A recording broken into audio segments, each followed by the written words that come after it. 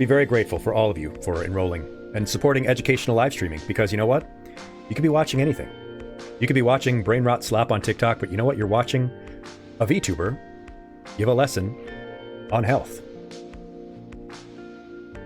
Does that make you superior? Yes, I think it does. At any rate, it's time for our lesson on sleep hygiene. Your sleep health is your physical and mental wellness anchor, because it's something you do every day. I mean, I hope you sleep every day, at least a little. But what is sleep anyway? What's sleep? What is the definition of sleep? I mean, we know what it is, but what does science say sleep is? It says, kind of dryly, it's a state of reduced mental and physical activity in which consciousness is altered and certain sensory activity is inhibited. I feel like I was reading an ad there. But that's what science says sleep is. Why did we develop sleep? Why do we have sleep? Well, its purpose, as stated in science, is to restore energy, repair tissue, helps us consolidate memory. But sleep likely developed in evolution as a protective mechanism, because it helps us avoid predators during vulnerable times, which promotes survival. It's so that we go into a period of inactivity, preferably in a safe place, during times when the predators might be out. It also helps us conserve energy. We're not spending energy, we're not spending calories 24 hours a day, which means that we can be more active when it matters, when we need to hunt and gather. Well, we don't need to do that anymore, but when we did. We were sort of min-maxing. I like to put it in that RPG context. It's like we're min-maxing. There are periods where we don't do anything, so we conserve our energy and we're able to consolidate our memories and stuff so that we're better, faster, stronger. How's the Daft Punk song go? Harder, better, faster, stronger during the daytime. But sleep is not well understood. We've been studying it for a very long time, but it's not actually all that well understood. So sleep is complex, and it is dynamic. It is not just laying there doing nothing. Your body and your brain are doing stuff. So it's still being figured out by the science. And I have this fantastic quote that I love from this guy. He looks like a very respectable professional scientist man, and he is, or was. This is the guy considered the American father of sleep medicine. One of the greatest researchers into sleep that has ever lived.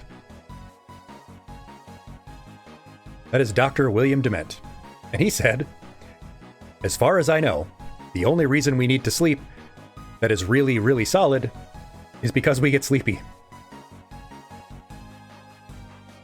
And that is the guy who probably knew most about sleep in his entire lifetime.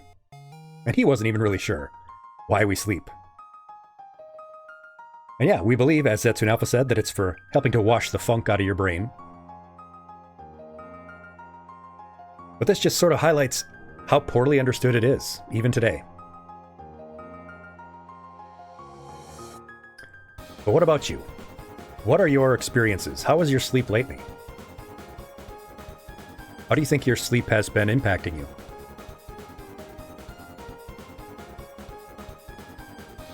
As Battle Against a True Hero plays in the background. God, what a good song. Tricky Toby Fox, you did it again. My sleep has been not great because it has been so hot lately. And I could turn the air conditioning up, but I sort of feel like I should be able to just grin and bear it. Just open a window, use a fan. But it can be hard to sleep when it gets super hot and humid. I hope your sleep has been okay, but if it hasn't been, let me know. How has it been? How do you feel when you don't get good sleep? I tend to get headaches when I'm tired, when I don't sleep enough, because I gotta get up really early. That funk in my brain has just not gone away. While you're thinking about that, we'll go over a little bit more of the science. Henry, your sleep is pretty heavy, sometimes both good and bad, especially since it's winter where you are, yeah. I certainly find it easier to sleep in the winter and get all bundled up nice and cozy. I'm also a badger, so we're kind of, we don't hibernate, but we certainly sleep a lot.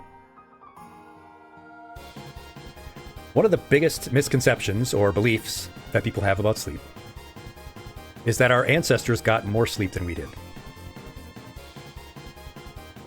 Is that true, though? Did our ancestors actually get more sleep than we do?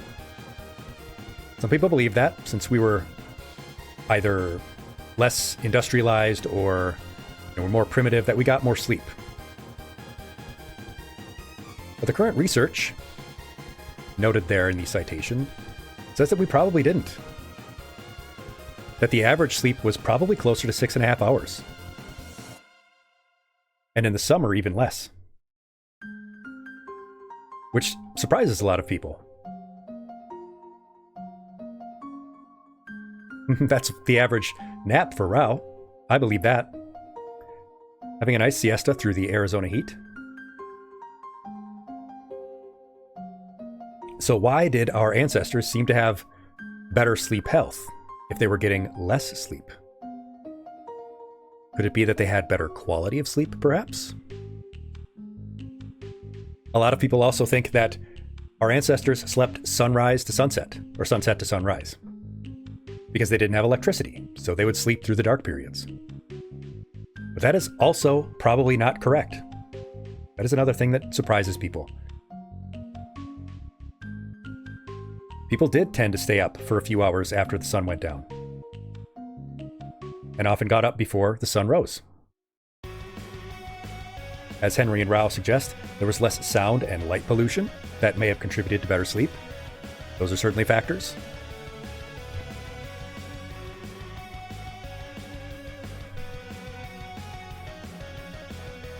There is also the idea that there was a first sleep and a second sleep.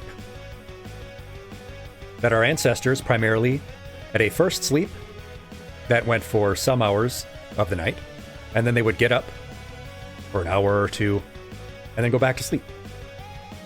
Or that there would be a long nap period during the middle of the day.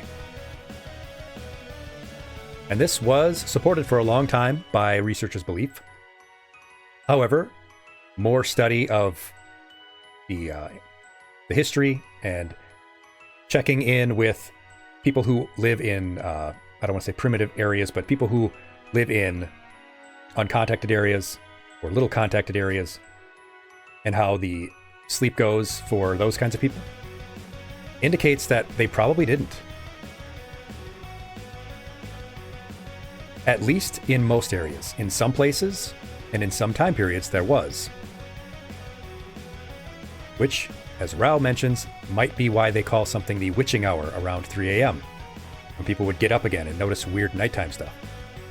There are times and places, particularly in Europe, where that may have been the case. But this segmented sleep is certainly not universal, and was not common in many parts of the world. However, it was observed, or is observed, at higher latitudes. So this suggests that it was environmental, not biological. It wasn't something that people were doing because that was the natural way to sleep. It was in response to their environment. And this helps to reinforce a point that I will talk about later about sleep not necessarily being a biological thing.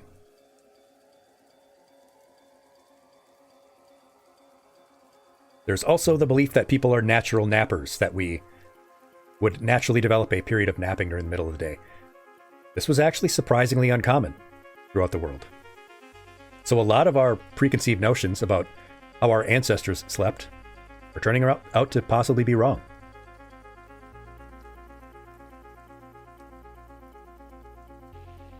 Some of the reasons why our ancestors maybe got better sleep was that they were getting morning sunlight. And sunlight, especially morning sunlight, helps to regulate our circadian rhythm.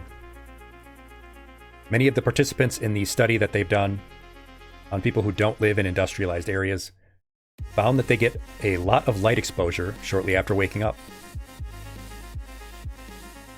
And this aligns with the modern medicine, which recommends getting morning outdoor light if you suffer from insomnia.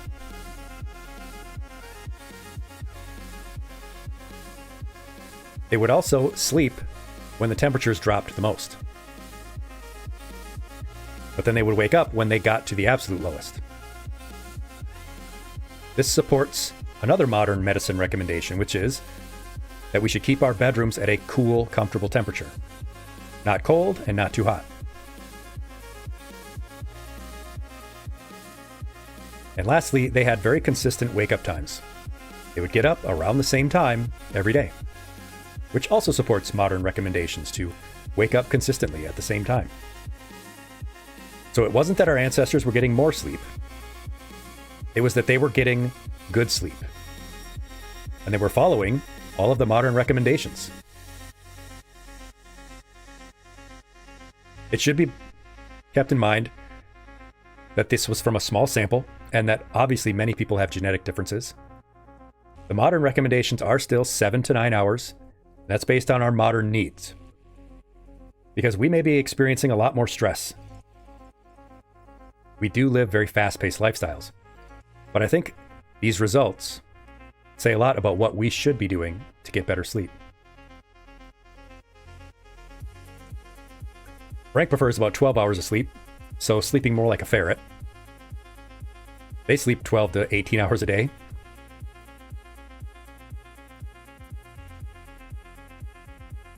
The takeaway from the study on what we think ancient people were doing is that they slept about 6 to 7 hours. They stayed awake for several hours after sunset. They rarely napped. They did usually sleep in one continuous block, but they got a lot of morning sunlight. They slept as the temperatures fell overnight, and they had very consistent wake-up times. Now, does biphasic sleep make sense for some people? That segmented sleep, where you have 2 different sleep periods? It can work for some folks. But it does have drawbacks. It can be difficult to fit your schedule around that. So most sleep specialists don't recommend it. If it does work out for you, certainly. But that's going to be a consistent theme here, is that there isn't a one-size-fits-all. Because we've been struggling with this for a long time. People have been thinking about sleep and its connection to health and how to get better sleep for a very, very long time. Modern humans, over the course of 100,000 years, have tried everything. In the medieval period, there were suggestions that you cut a pigeon in half and stick each half to each side of your head. That was a recommendation in an old medieval manuscript for getting better sleep. I don't think it works. I don't think it works. Maybe. It does seem unlikely. But then there were suggestions that make sense, like having chamomile and lavender tea or infused water, which is something that still works for people today. But a lot of those things are just folk traditions, fads, and trends that come and go. Much more importantly, though, is to keep in mind that sleep is social. You remember what I said about sleep not necessarily just being biological. Even though we all have a biological need for sleep, that is universal. But there's differences in the way that humans organize and interpret and experience sleep. And that is strongly shaped by our culture, by society, and by history. Because this is another fantastic quote that I love, and it is from a sleep researcher named Bridget Steger. And she said that there is no such thing as natural sleep. Sleep has always been cultural, social, and ideological. I love that quote. There is no such thing as natural sleep. Sleep has always been social, cultural, and ideological. Some people ask, though, ideological? I mean, I get social, maybe even cultural, but ideological? Is this denying biology? All of the biological factors in sleep, like our circadian rhythm, our homeostasis, how much and whether we get light exposure, the temperature and the season, and our genetics, is this denying all that? No, it's not. It's just talking about how we organize sleep, changing things. We all have a biological need for sleep, but how that manifests itself can be very different. Exactly when people are expected to sleep, how long they sleep at once, who they sleep with, which doesn't necessarily just mean their romantic partner, but people in the past and in some communities and places all over the world, they still sleep in groups. They may sleep with an extended family. They may all sleep in one room, one large space. People sleep in different places. They organize their sleep around their responsibilities, school and work, which may come in different periods of the day. Technology has obviously changed how we sleep and where we sleep and when we sleep, and our exposure to light. All of these things can impact our sleep. Modern Americans typically sleep from roughly 11 p.m. to 7 a.m. But a medieval European might have gone to bed shortly after sunset, did have a biphasic sleep where they got up for a little while and then went to a second sleep. But a modern hospital nurse might sleep from 9 a.m. to 4 p.m. A college student might sleep from 2 a.m. to 10 a.m. All of these sleep schedules are biologically possible. They're largely determined by society. There's this modern cultural view of sleep as having a normal method, where you sleep alone, whereas in many cultures people practiced co-sleeping. But our biology allows for considerable flexibility. It's one of the great things about being a human. We're extremely versatile, we're extremely flexible, and it's what's allowed us to thrive so much. Parents wake up at all hours for infants. Teenagers stay awake because their friends are online.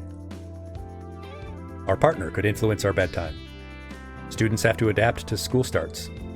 People's religious practices can affect sleep timing. All of these things go into how we sleep, and it's important to keep that in mind. So when she said that sleep is also ideological, in addition to all that other stuff we just talked about, there are some strong ideological ideas around sleep. For example, there is a highly internalized belief that good people wake up early. Lazy people sleep late. And especially right now, we've internalized the idea that productivity is more important than rest. There's long been the saying, "I'll sleep when I'm dead." There's a lot of hustle and grind culture and influencers talking about things like that. There's also the idea that people who work day jobs are more normal or better than people who work the night shift. Most people don't consciously think that or say that, but we do certainly have that internal idea in the back of our minds. So yes, sleep can also be ideological. So keep this in mind. If you're anxious or worried that you're doing something wrong, that just contributes to the symptoms. Because you're not doing anything wrong necessarily. There are things you can do to improve your sleep, but you shouldn't look at yourself as being guilty or wrong. Because imagine if you had no alarm clock. There was no set work time. You didn't have to worry about the effects of technology on you and light. What would your sleep look like? And would that be the same for everyone? Of course it wouldn't. Everyone would be variable. So I wanted to make this point before we got into the other aspects of sleep, because you shouldn't feel bad. You should always be looking to improve, but you shouldn't punish yourself mentally. Nova was anxious that you were only sleeping 6 hours. Went to a doctor and doctor gave you a short quiz, told you not to worry about it. Exactly. Demon Warrior, as you say, it's rough when you have a day shift, but the job requires you working late into the night. Yes. Rao is nocturnal during summer break, ever since you were a kid. And living in a very hot place, that makes a lot of sense. So your environment has strongly influenced your sleep.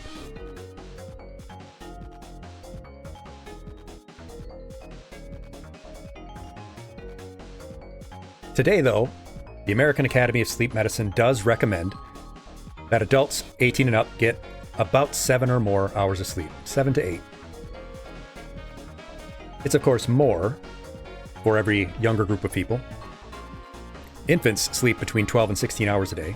And that gets progressively smaller until you get to be an adult, when you need about 7 to 8 or 9 hours of sleep.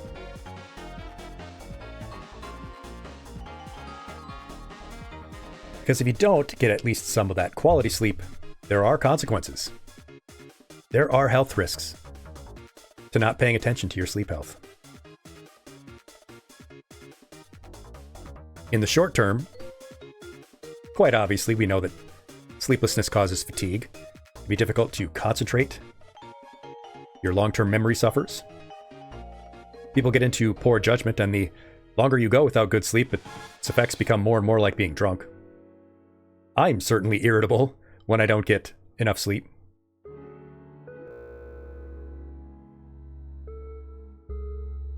In the long term, consequences are pretty serious.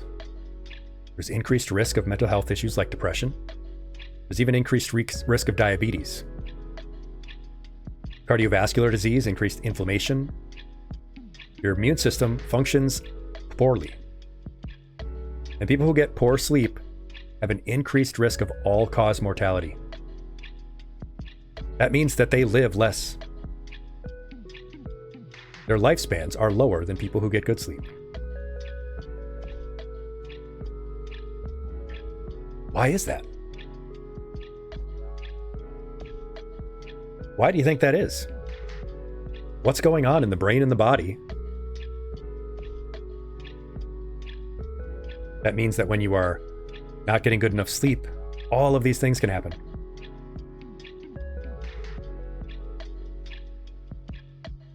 Well, as Dr. Will Dement said, we don't really understand sleep that well, but it does highlight that sleep affects every aspect of your physical and mental health and well-being. There's really no part of your physical, mental well-being that isn't impacted by your sleep quality. And Rao, who has to deal with IT stuff, tells you that this is a good reminder to reboot your computer more than once a month. Yes, yes.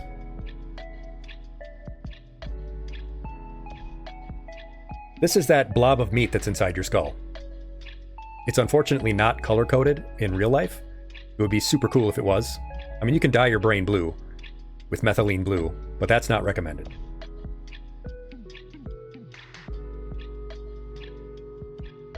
Here's your little pineal gland buried deep in there.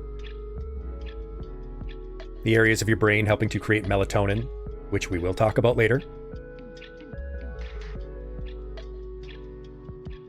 Just want to highlight that these two chemicals are often talked about in sleep health and often are supplements that people take.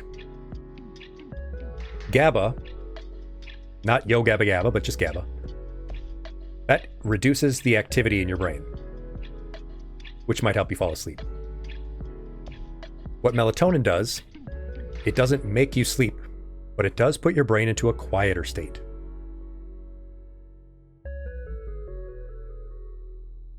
Interestingly, the areas that are most impactful in sleep are things like the hypothalamus. The hypothalamus is also highly important and involved in your emotional processing and regulation.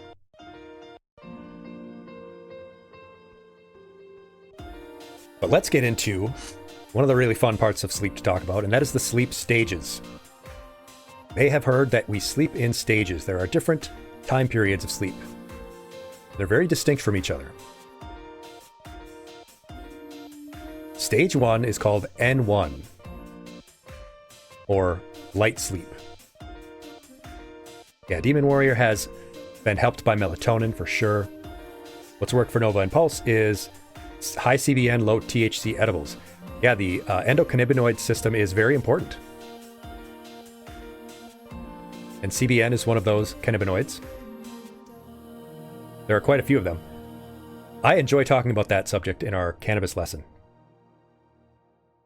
CBD, CBN, CBG, and all the different terpenes and flavonoids. But this stage, the first sleep stage, well, that's light sleep, as you might imagine. We're considered to be in stage 1 sleep. We're considered to have fallen asleep the moment our alpha brainwaves, the ones that indicate we're awake, are no longer the majority of our brain activity. And when you first fall asleep, this stage lasts only a few minutes. But it's here where our heart rate starts to slow, our breathing slows, our eye movements start to slow down, all of your muscles start to relax. And this only lasts for a few minutes, usually. You might even have that jerking sensation where you feel like you're just about to fall asleep and then you jerk awake real quick. That is actually a known phenomenon. And that's totally normal. If it happens to you, no, don't worry about it. It's called a myoclonic jerk. That's totally all right, though, or a hypnic jerk. And Henry, you say your epilepsy medication helps you fall asleep, although you do drink a lot of coffee. Well, I think that's okay. I think that's okay. We talked about how coffee can actually be healthy in the correct amounts. But if this stage gets interrupted, and it is very easily interrupted, it can set your whole sleep schedule off.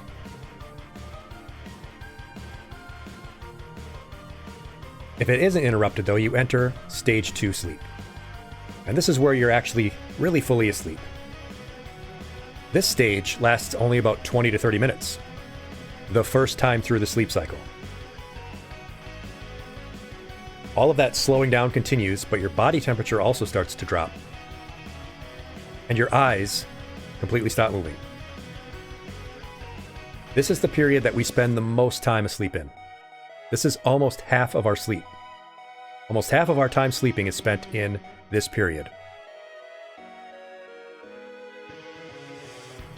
In this period, your brain isn't completely shut down. As Ra was talking about that defragmenting, that rebooting, this is the stage where that happens. Your brain has slowed down, but there are short bursts of brain activity that happen throughout this stage. And this is believed to be when memories are getting consolidated, we're processing what's happened throughout the day, and, as was mentioned earlier, this is when we're clearing out that junk. We're getting rid of that funk. We're defragging. And this is what that brainwave looks like. It's called a K complex. I don't really know why. Someone who was discovering it at some point thought it looked like a K. It doesn't really look like a K to me, but I didn't discover it, so I didn't get to name it. What it means is that you have these very low brainwaves, and then there's a sudden spike in the brainwave. And then shortly after that, there's a little burst of more activity called a sleep spindle. And these little spikes and bursts seem to be when our brain is consolidating stuff. Skills that we've learned, the things that we've practiced, memories. Maybe because the spike looks like the long line from a K, Alex. It's very possible. Maybe if I look at it sideways, I would have called it a Z complex. Because like sleep, Z's. But maybe I'm just more clever than scientists. Oh well. But that's the sort of mental refreshing stage. Then we get to that really, really deep stage. Stage 3. This is the deepest stage, N3. And the first time through your sleep cycle, it lasts about 30 minutes. It's where we have the second most time spent in sleep, almost 1/4. Here we have really deep, slow brain waves. It's the hardest to wake up during this time period. If you do get woken up during your stage 3 of sleep, this is when you might feel that grogginess, that mental fog, for up to an hour after you wake up, because you've been woken up from a really, really deep stage of sleep. So it's better to wake up during the second stage or your fourth stage, which we will just talk about in a moment. And that's why consistent sleep timing is so important. Because if you find out when you're typically in that fourth stage of sleep, that's when you want to wake up. Because you've gotten a full cycle through. During this stage, though, you're getting a lot of physical repair. This is the physical refreshing time of sleep. Your body's tissues, your bones, your immune system, they're all being refreshed here. You have these delta waves, these long, slow waves down here. This is when your body is the most relaxed, though. This part is essential for your physical repair. And lastly, we get into stage 4, REM sleep, rapid eye movement sleep. And I used to have a little GIF of someone's eyes moving under their eyelids, but it's actually kind of unsettling to see, so I removed it. I don't like it. I don't like watching that GIF of the person's eyes moving under their eyelids, but that's what happens. And it stands for rapid eye movement. Your heart rate increases. It becomes irregular. And those brain waves that were really long and slow or moving in short bursts, your brain waves become much more like when you're awake. And your muscles become totally immobile. Henry wants us to show it. Perhaps I will show it after we get through our segment here, because it is kind of cool. Our first time in the cycle lasts only about 10 minutes, but it increases during each cycle throughout the night,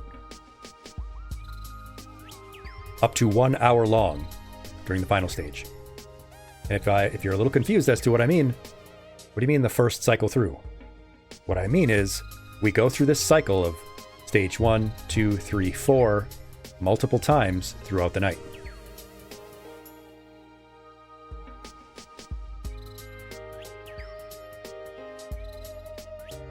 During this stage, your brain is actually highly active. Your energy use, your oxygen use, they spike. And you see here the brain waves when you're awake, they're moving pretty quickly, pretty high here. In that first stage of sleep, you start to slow down. In stage 2, you have slow brain waves, but those short bursts of activity. But this dreaming stage is much more important than people think. So let's talk about dreams.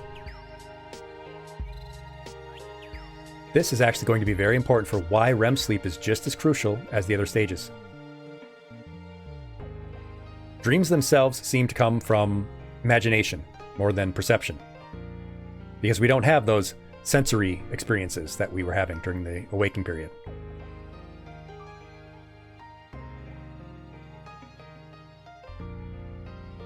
But why are we doing this? Why do we dream? Well, it has a psychological effect. Dreams are believed to help us with our emotional processing and our emotional memory, our ability to tie our emotions to things that have happened to us, both positive and negative. It helps us to regulate our emotions throughout the day because we have processed them. But it's also physiological. It's also physical rather than just psychological. It's considered to be warming the circuits. That is, making connections in your brain that make it easier throughout the day for those connections to work.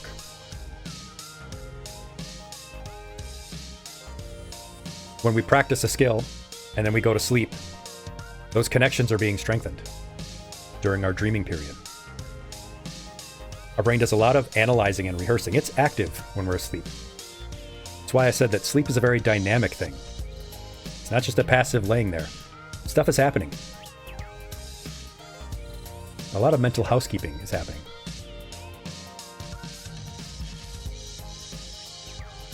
So dreams are very important. And as Alex says, yes, sleeping does help with practice. When people say to sleep on it when you're thinking about a decision, that really is good advice. Because you are actually better able to process and make decisions when you've slept on something. This is also why, when we do our memory lesson, I talk about how it's better to have short bursts of studying spread out over a couple of days than to have one long period of study. You get that 1 hour of study broken up into 15-minute segments over 4 days. That's better than 3 hours of study on one day. And I mean that. It would be better off for you to get 15 minutes of study over the course of a couple of days than to study for 2-3 hours in a cram session.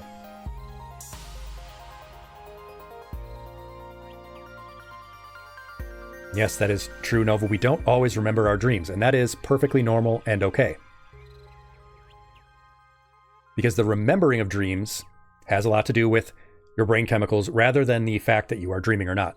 Because everyone is having dreams during REM sleep. We're always dreaming during some parts of REM sleep. But when we do remember our dreams, why are they so weird? Why is it so strange? Well, it's because when we are in a sleep period, there is more dopamine circulating in the brain than serotonin. So we have less of the inhibitory brain chemical and more of the imaginated brain chemical. So dreams feel more creative, and they may help with our creativity. Because our brain is feeling less inhibited by the rules of reality and feeling more imaginative.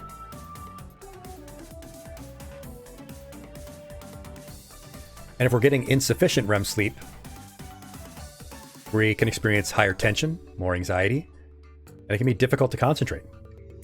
You may remember that Star Trek Next Generation episode where they were in a strange expanse of space that was interrupting all of their REM sleep, and they slowly started to be completely unable to do their jobs. And the ship was in danger because people couldn't remember how to do their jobs. They couldn't manage the ship. And as Alex says, yes, it is good to keep a dream journal. And we'll actually go over a slide on how to remember your dreams better in a bit. If you don't remember your dreams, though, it's perfectly fine. Don't worry about it. As long as you aren't experiencing some of these symptoms, you are dreaming. But whether you remember your dreams or not also depends on what time period you wake up and what you do shortly after you wake up. If you have to get up and immediately start getting ready for school or your job, you're less likely to remember your dreams, and that's fine. But the sleep cycle in total happens several times throughout the night. You go through your falling asleep period, into light sleep, and down into deep sleep, and then you slowly go back up through the cycle until you get to your first REM period. And that first REM period is very short, just a few minutes. Then you go down back into deep sleep again, and back up into REM sleep. And the amount of time you spend in REM increases with each cycle. So if you do want to remember your dreams, you want to make sure you're getting through 3 or 4 cycles, because you'll have longer periods of REM sleep, and you're more likely to wake up during that period. You get less and less of the deep sleep, though, until you're only alternating between light sleep and REM sleep. This is why if you get through 3 cycles, you're into your 4th cycle, it's easier to wake up, and you feel less groggy, because you're not likely to get woken up during a deep sleep cycle, or deep sleep phase. Because if you wake up during light sleep or REM sleep, it's easier to wake up, you feel more awake. You should be getting 3 to 5 cycles in a full period, because then you're getting sufficient time in each. Because if it gets interrupted, it disrupts all of those stages. If you get broken up halfway through here, each of these stages is going to be impacted later on. When I was in the military, this was especially prevalent because you don't get a full uninterrupted period of sleep. Their training doctrine does say that you have to give your recruits and soldiers at least a minimum of 6 hours of sleep, but that doesn't have to be continuous. So very often, you would be given 3 hours of sleep, and then you would have to wake up and do an hour of guard duty or something, and then be able to go back to sleep for another 3 hours. That really messes up your sleep cycle. And this is possibly why biphasic sleep isn't necessarily for everyone. And is that safe, Alex? I don't think so. I don't think it is safe. But it is what they do. But they do it for a reason. They want you to be stressed. They want you to be able to perform under stress and have to practice under stress. Whether or not it is the best way to do that, I don't know. But as Nova says, shift work can mess with your sleep too. Yes, absolutely. You need every stage, though, to be fully rested. Because if it gets interrupted, you might not get enough deep sleep. You might not get enough REM sleep. If, like in the military, you get enough total sleep, but it's fragmented, it might not be quality sleep, like our ancestors used to get. So people today might be sleeping 8 full hours, but their sleep is very poor. Why consistency is so important. And yeah, you might be deep in something else, as Ralph says, if you're not able to perform under stress. But sleep is a cycle. It's not just one thing, and it is dynamic. But it is time for our first break, because the other thing that increases all-cause mortality is being sedentary for long periods of time. You can decrease your all-cause mortality by moving around at least once an hour. So that's what we're going to do. Every hour, we take 180 seconds, that's just 3 minutes, to move around a little bit, grab a snack, some water, use the restroom, and if you use your restroom, by God, please wash your hands. That is another thing that can decrease your all-cause mortality, and everyone around you. So that's what we're going to do. We're going to take just 180 seconds to move around so I can refill my Diet Coke, take a bite of my sea salt and caramel chocolate bar, and we'll finish the second half of our lesson after that. So right after these messages from your local TV network. Welcome back, class. Thank you for sticking around through the break. I hope you got yourself a nice little snack or moved around at least a little bit. Because like I said, moving around at least a little bit every hour can reduce your all-cause mortality. And I want you to live longer, healthier, happier lives. Nova is wiggling. The Jiggler. What is that from? Well, that's from Aqua Teen Hunger Force. God, why did I think of that reference? Well, let's continue with our lesson. So we've talked about what sleep is, why sleep is important, the stages. Let's talk about what we can do to actually get better sleep. And step one, as we've been talking about, is consistency. To help us maintain our rhythm, to make sure that we are getting through all of the sleep cycle stages, and so that we're waking up during the right stage, consistency will help you to fall asleep faster. And it'll help you to better stay asleep throughout the night, to wake up more refreshed and less groggy.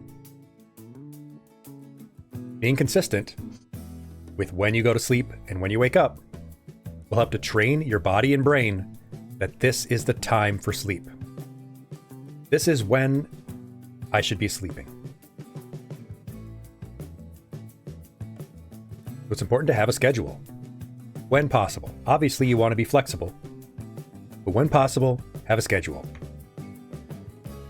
Even on the weekends. It can be a little different, but you want to be up and down at around the same time. So there's also a misconception that, humans aren't built for a 24-hour day. That's shown to not actually be true. We are, in fact, well adapted to it. And some people think I can just make up my sleep debt. I'll have a inconsistent schedule of sleep. I'll sleep little during the week and I'll make it up on the weekend. But your sleep debt is cumulative. It adds up over time. And you can't fully make it up, at least not all at once. It takes time to reduce that sleep debt. And consistency is going to make it easier to do that.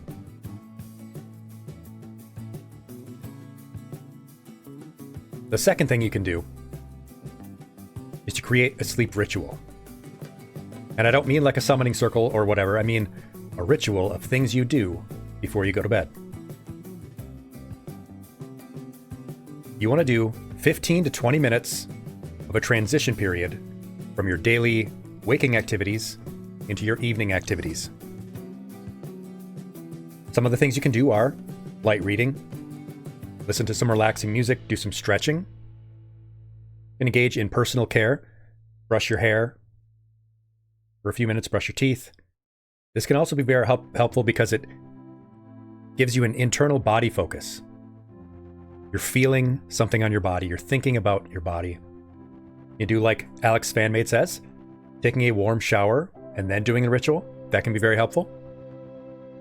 If you do that, that is something to do at the very beginning so that you give your body that 15 to 20 minutes to get its temperature back down, because you want to be bringing your body temperature down towards the end. You can also do a mindful practice, like a breathing exercise, like the one we did at the start of the lesson. You can also do some journaling. But take at least 10 minutes, maybe 15 minutes, to do some of these activities.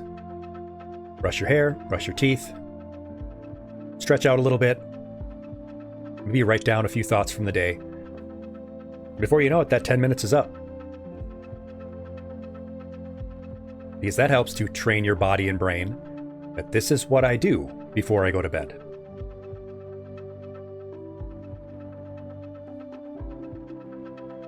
The third step is to create a sleep space. Make sure that your sleeping area, your bed, is just for sleep. It's not your kitchen or your home office or your arcade. It's the place that you sleep. It can be helpful to declutter that space, to make sure that it is as comfortable as possible. As Nova and Paul says, your bed is just for sleep or sex. If you're able to, it can be helpful to invest in your comfort. That is, keeping your sheets and pillows clean, having good quality pillows, having comfortable sheets.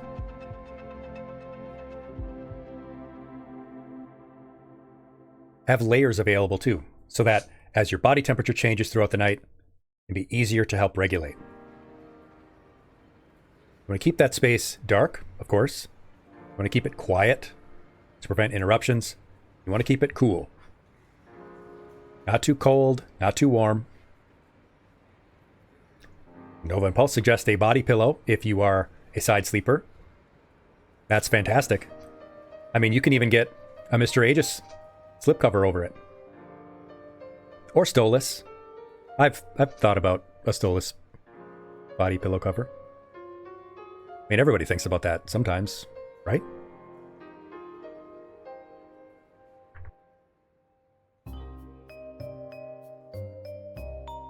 Or you can just put your favorite anime girl on it. Maybe Natasha, the best waifu in Star Rail.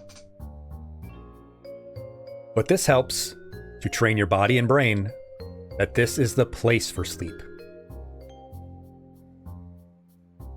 I was more of a cat girl guy myself. I mean, I'm more of a cat guy myself, but that works too. Henry Bear takes a cold bath usually before bed with a headset, sleeping some ambient melody. That can also be very helpful, that white noise static, especially for people who have very active brains. The fourth step is to get some physical activity. Because if you are regularly active, at least a little bit throughout the day, you can get a deeper and faster sleep. You fall asleep faster because your body is ready to go to sleep. and you stay asleep. Your sleep then is more restful.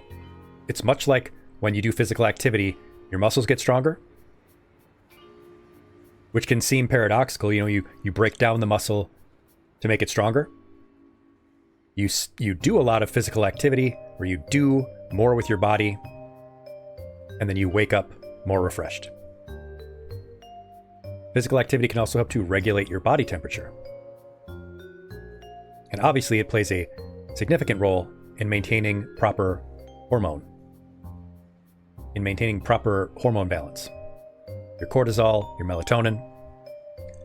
This helps to train your body and brain that my body is ready to sleep. Is do what we call a body check on somebody. So today I think we'll do it with Reggie. Hi. My body is ready. Hi. Oh, Reggie. Reggie, we miss you. じゃあ乗ってください。 Okay, Reggie, please. My body is ready. But people who do get sufficient physical activity throughout the day, they have up to 55% less incidence of insomnia. That's a pretty significant reduction. What you should be aiming for is about 30 minutes of moderate activity most days of the week. At least the majority, say 4 days a week. A half hour, 4 days a week is not too much. Doing it in the morning or afternoon is ideal, not too late in the evening. You want to save your evening movement for something that is light and relaxing, like stretching or a little bit of yoga, maybe some Tai Chi. Like I said, this helps to train your body and mind that I'm ready for sleep.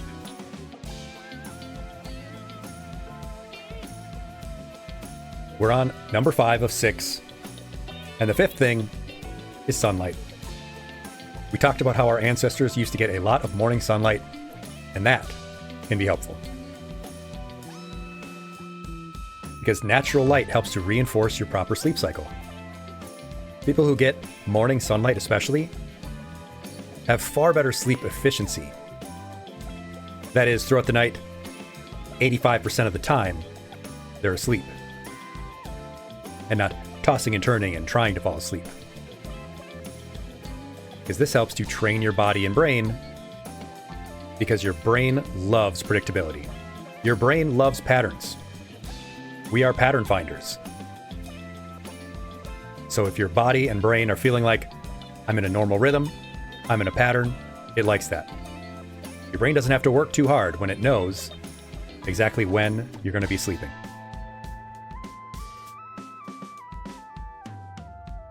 So you should be aiming for 20 to 30 minutes outdoors. That can be rough when it's winter and there's less sunlight, but at least getting a few minutes outdoors, some natural sunlight, will help. Open the blinds during the day when possible. If you're doing your physical activity, try to do it outside. Demon Warrior gets 18 hours of work. You're doing your best to fix your sleep pattern. That can be hard for people who have inconsistent work schedules. Like we talked about, sleep is social. Sleep is cultural. Sleep has to be worked around our schedules. They're going to be tough to find what works for you. But if you're reflecting on it, thinking about it, keeping a journal maybe of what works for you and what doesn't, that can be good. So now we get to the 6th and final step of helping to fix our sleep schedule. You might know what it is. You might know what number 6 is going to be.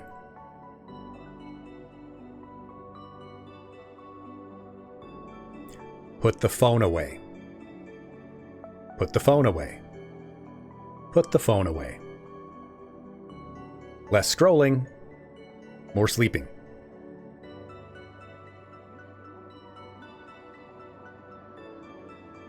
Because those screens are interrupting your natural cycle. Blue light during the day, like we get from the sun, can improve alertness, our productivity, our cognitive functioning. But blue light in the evening and at night suppresses your melatonin production. It pushes your sleep-wake cycle later on into the evening.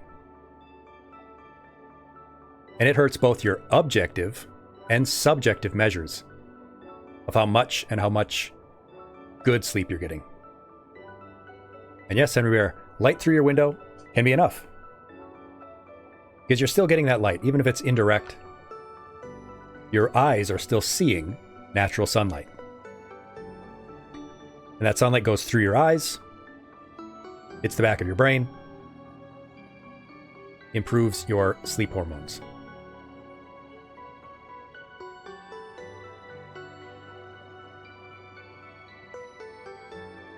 On this little graph, phone usage increases as you move to the right, and amount of sleep as you go up on the left side. Pretty clear pattern that people who use more phone, that people who get more phone use before bed get less sleep. It's not subtle. It's pretty obvious. But this is especially true for adolescents and young adults who need more sleep.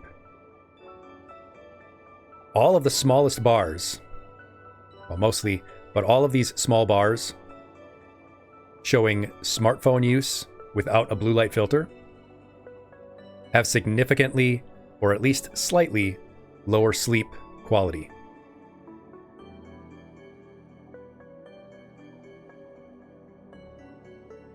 The lowest melatonin is with an unfiltered smartphone.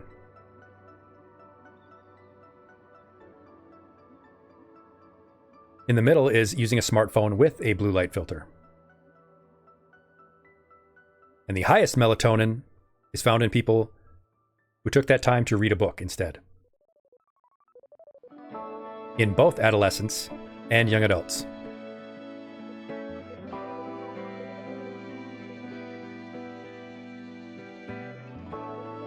So, smartphone use without a blue light filter, pretty clearly the worst thing you can do of these three. But at the very least, use a blue light filter. But yes, if you're using it just for music or white noise or whatever, yeah, that's not the screen getting into your eyes, at least.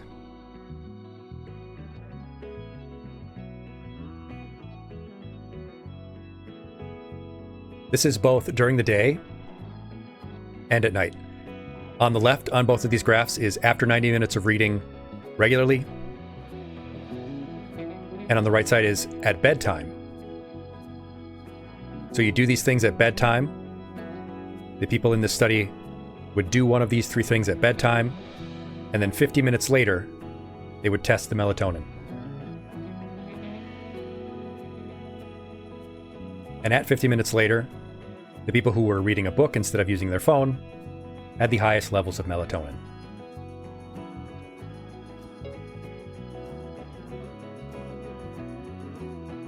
Speaking of melatonin, a lot of people are taking melatonin as a supplement because melatonin regulates our sleep cycle. In fact, melatonin use between 1999 and 2000 and today, as a supplement, has skyrocketed. But is it safe? Well, by and large it is. By and large, there are few risks. You should, of course, consult your physician if you can. But if you are going to use melatonin and you're not already acclimated, you should use it sparingly. And you should start small. 1 to 3 milligrams, rather than the 5 milligrams plus that a lot of people are taking. Like this jar right here of Nature Made, which I don't promote. They don't give me money. I mean, if they wanted to, sure, but this dosage is 10 milligrams. When you should probably be starting significantly smaller to see how it affects you. And you should take it about 2 hours before bed to give it time to circulate through your system. And as a important caution, don't overdo the gummies, because that can be pretty easy for people. And that's another reason why you do it 2 hours before bed, because you don't want it to be like taking a THC brownie, where you think this edible ain't shit, and then you take another, and then 2 hours later, you're in space. As Nova Impulse says, you definitely don't want to build up a tolerance. And generally, capsules are cheaper anyway than gummies, and they have a better shelf life. And I'm always about not spending too much money on supplements. When we do our supplement lesson, we make that pretty clear that, in general, most of the really expensive supplement brands are not better by any significant margin than generics. Yeah, you don't want to be hearing colors and seeing sound unless you have, shoot, what's the name of that condition? Synesthesia. Yeah. Another common remedy that people like is valerian root. Valerian root is a herbal aid. It is a flower. And the root of that flower can help people sleep. There isn't as much evidence as melatonin, but it does have a sedating effect. And it works for some people, though it can lead to some morning grogginess. However, it can have the opposite effect for other people. I'm unfortunately one of those people. Some people, whether it's genetics or whatever, it just doesn't work the same. And for me, I have the effect where it helps me to feel sedate, and I get really sleepy, but I can't fall asleep. I can't get over the edge and actually go to sleep. I will be very, very tired, but I'll be up for hours, unable to fall asleep. So this is something that maybe you try in a small dose if you're really interested in trying it, but certainly be wary of, because it can have the opposite effect.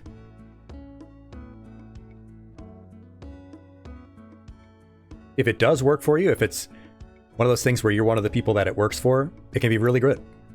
But just be careful. They do look really pretty.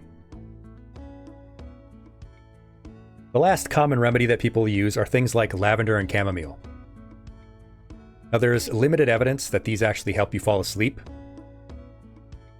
However, the fact that they are calming, that they have soothing smell, that they have a soothing, calming effect on people, can be helpful enough. Sometimes that's enough. Sometimes that's all you need. One of the things that I think helps, say if you're using chamomile tea, is just the fact that you're making tea. You're engaged in a simple, relaxing activity. It keeps your brain a little bit focused on something, but it's not too complicated. And you're getting a calming, relaxing smell. You're drinking a warm beverage. That alone can help you fall asleep.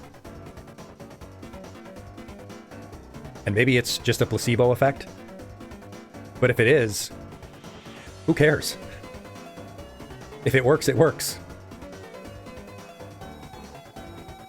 It's like Todd Howard said, it just works. Demon Warrior does the tea.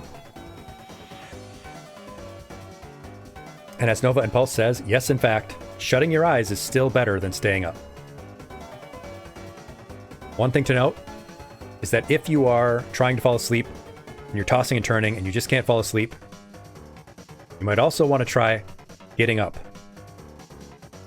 Walking around a little bit through the room, maybe into the living room, sitting down and doing a little bit more light reading. Because if you're not falling asleep, your body and brain are not ready to sleep, that can be better than trying to force yourself to sleep.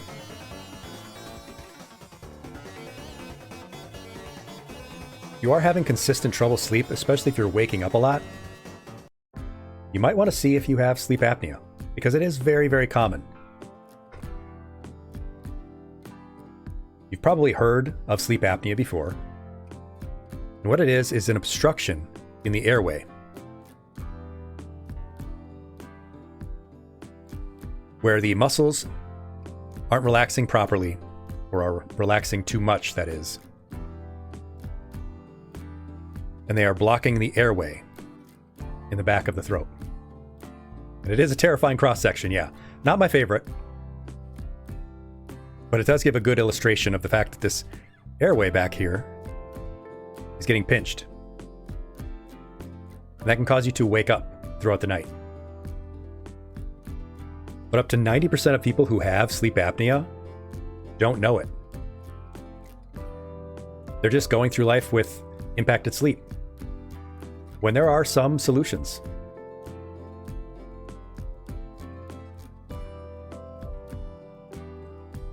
Well, Rao, at least we didn't get the other doing two things through the same hole that some other animals got.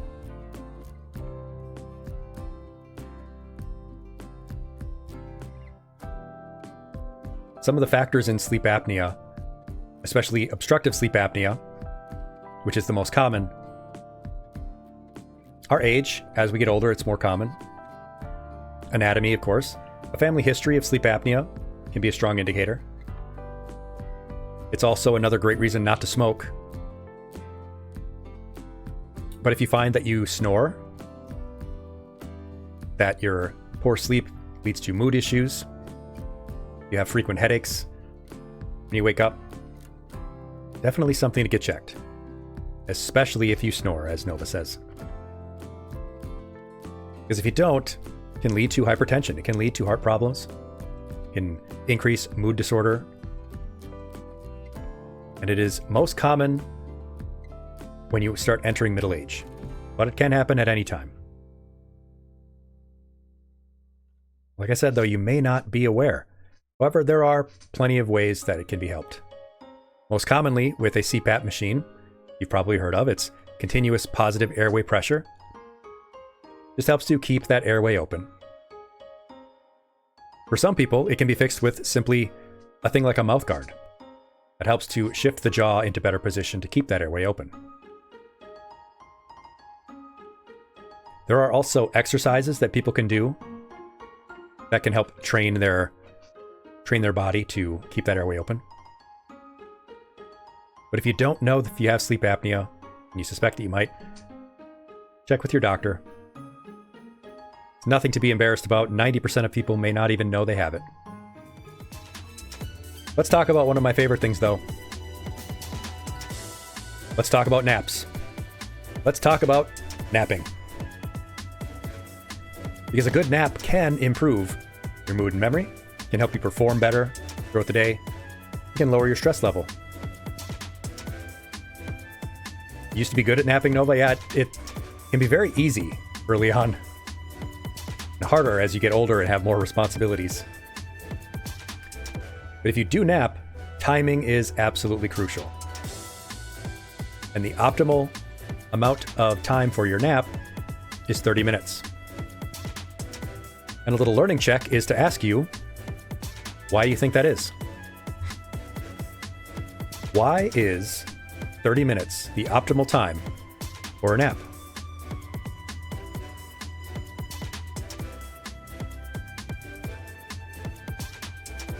As the theme from Chrono Trigger plays,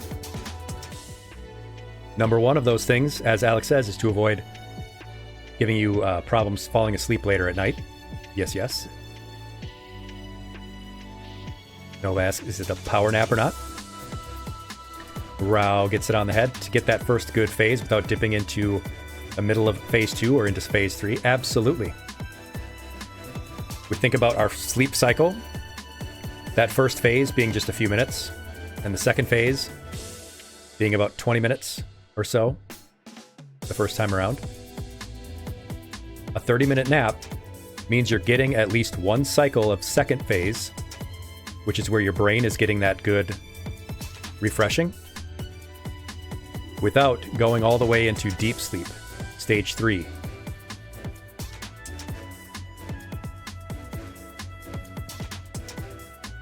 As we see here, that first cycle, you get a little bit of light sleep for the first few minutes. Then down here is about 30 minutes. You're getting a cycle of second phase, which is here. where your brain is getting some mental refreshing, getting a little bit of that defragmenting and rebooting, without going into that deep stage 3. Because if you wake up 45 minutes after you fall asleep, you're going to be in stage 3, and it's going to be hard to wake up. You're going to be a little groggy, might have some mental fog for a while. And that's also why 90 minutes is best if you need a longer nap. Because then you're getting all the way through one cycle. You're still waking up during light sleep, rather than down here deep in your deep sleep cycle. So you want to wake up either here before you go into deep sleep, or up here on the upswing after you've come out of deep sleep. So a 30-minute nap, or about 90 minutes, that's going to be your best option for a good nap.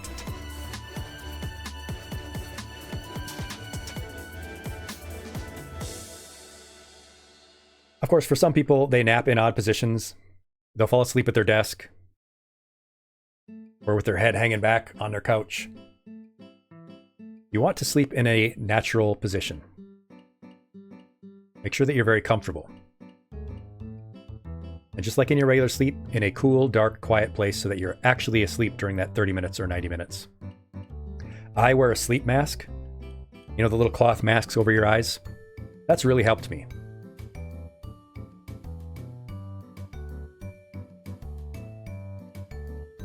But I want to go over one other thing related to dreams.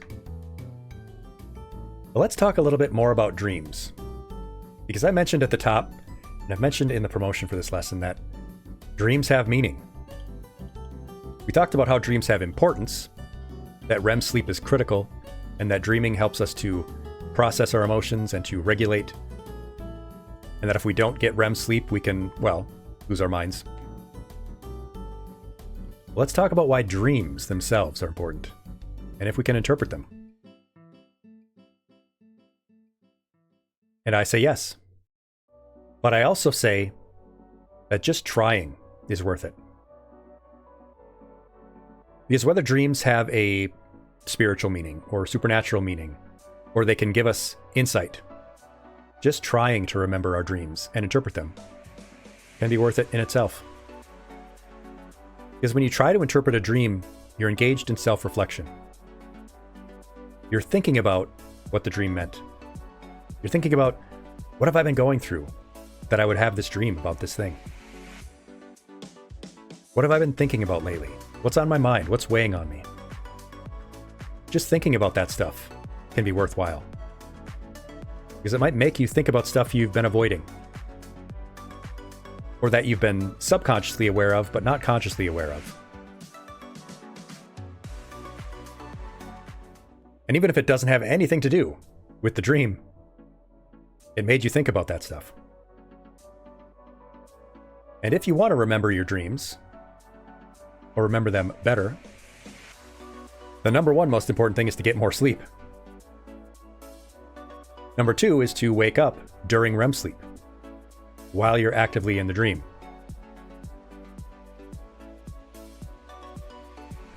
But one of the biggest suggestions that seems to work for people is remembering to remember. Simply reminding yourself that I'm going to remember my dreams can be powerful enough that it helps you remember your dreams better. You also want to reflect on that dream immediately. Right when you wake up, start thinking about it, because it will slip away quickly. That's why having a dream journal can be very helpful.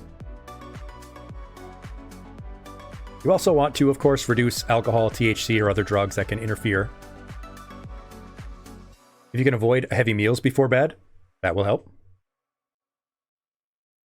One of the other really big suggestions that used to help me, and I would like to try it again, is focusing on a personal symbol. That is, going to sleep thinking about a particular symbol that when you see it, you will know that you're dreaming. I used to think about a Triforce, where if I was in a situation where I just was randomly seeing Triforces, it would be my signal to myself that I'm dreaming. And I used to be really good at lucid dreaming, to the point where I could fly. I would just be able to run and jump, and I would be able to fly around a little bit. And it is, in fact, like an Inception totem, Ivy. That's where they got that idea, because it is a well-practiced idea. And Henry Bear asks if heavy meals before bed can increase the risk of nightmares. I'm not sure if it increases the risk of nightmares, but heavy meals can increase your discomfort while you sleep, which may be what could lead to nightmares. But your body is also going to be spending more of its energy digesting that big meal overnight. And dream checks. Another good suggestion, as Utopia's Cree reminds us. Throughout your regular waking day, asking yourself, am I sleeping? Am I dreaming? Keeping yourself aware of reality can help you remember your dreams. It can help you to recognize when you are awake and when you are asleep.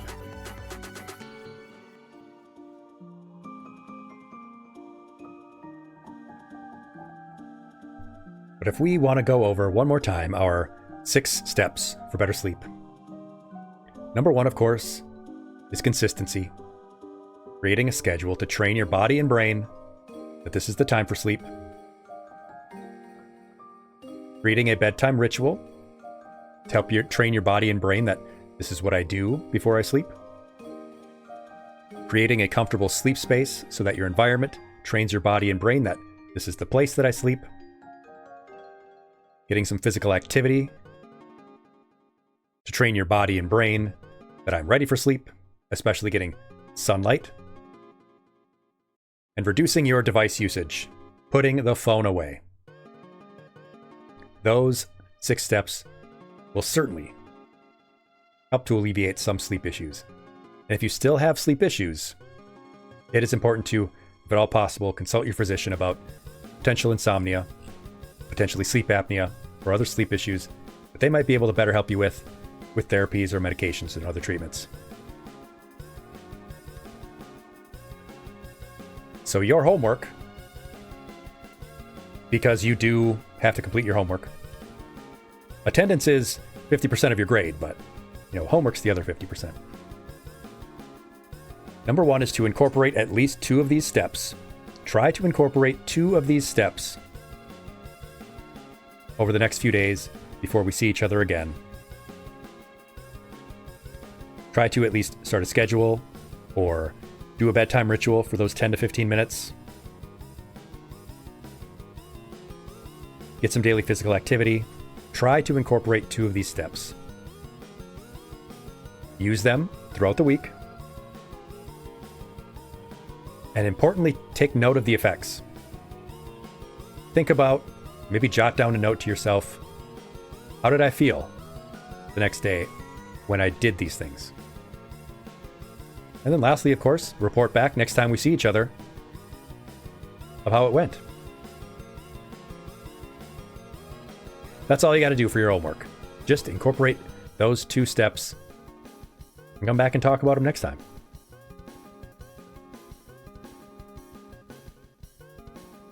Of course, I want to open it up before we wrap up the lesson and get into Persona 5. For any of your questions, comments, feedback, suggestions, insults, rude hand gestures, whatever you got for me, let me know. Is there anything that you would like to go back and cover again, or that you were unsure of? This is your classroom. Rude hand gestures. There's a hand gesture, a nice wave from Nova Impulse. Yes, Alex, absolutely okay to wear a sleep mask. I bought a pack of them for like $10. Came with 3 of them. They're nice and soft. They're silky. They're very comfortable. Demon Warrior's gonna work hard to work on a sleep schedule. Maybe the biggest one that you can do. Alex asks what about more heavy exercise for 30 minutes? That can be really good. Just make sure you're not doing it too close to bedtime, because you don't want to be too strained right after your exercise close to bedtime. That can have your body and brain a little bit too riled up. But as always, if you have suggestions for other health lessons, other topics you would like to go over in a future lesson, I would be absolutely happy to hear your suggestions and maybe do a lesson like that next time. Our most recent lesson before this were on things like cringe and self-talk. In September, we will be doing our mental health first aid lesson. And yes, Henry, I will absolutely post the homework in the Discord. And if you're not in the Discord, you can jump on in there into the link in the chat right now. And if you're watching on YouTube, that link should be on the Twitch. I will set up a command for the YouTube at some point.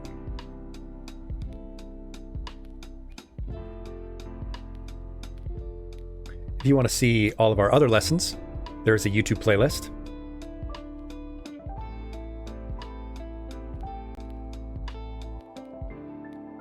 But I want to congratulate you all on a fantastic lesson. You did great. You followed along.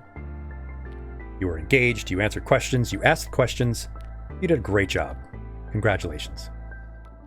And if you would like your certificate of completion, I will put your name on one of these and send you a glossy PNG in the Discord. You can just request that whenever, wherever, I will send you those.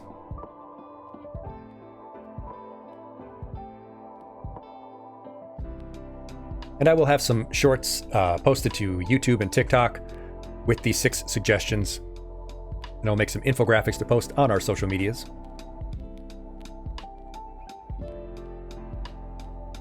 With that, our lesson is complete, and it is time to continue romancing our amazing goth doctor friend in Persona 5 Royal.